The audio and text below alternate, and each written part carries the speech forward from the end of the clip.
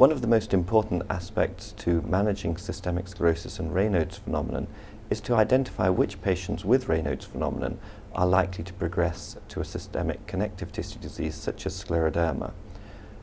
Tests are performed in general practice to provide the first clues that this might be the case, and one of the most useful simple tests is a test for anti-nuclear antibodies done on a blood sample. The anti-nuclear antibody, or ANA test, is often positive in patients who have Raynaud's phenomenon who are evolving into a connective tissue disease, and there are specific patterns of reactivity on ANA testing that are very predictive of the development of scleroderma. When a general practitioner sees a patient with Raynaud's phenomenon and has taken a careful history and identified that there may be features to suggest an underlying inflammatory condition, they would then proceed to perform the ANA blood test in addition to routine biochemical and hematological screening tests. If the ANA test was positive, this would appropriately lead to referral to a specialist centre.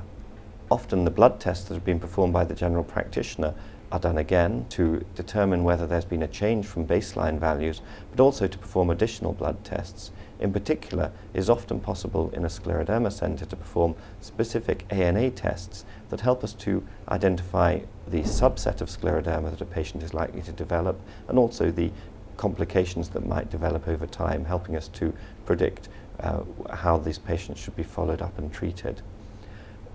Once in addition to performing the blood tests, patients will receive a very detailed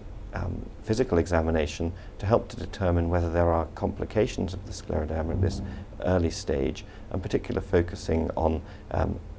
examination of the cardiovascular and respiratory systems.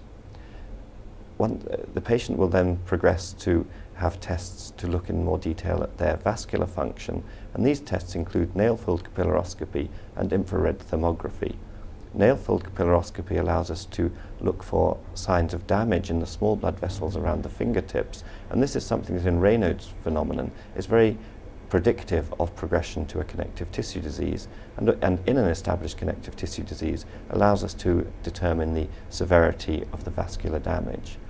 Infrared thermography gives us a way of measuring the severity of the Raynaud's phenomenon and monitoring responses to treatment.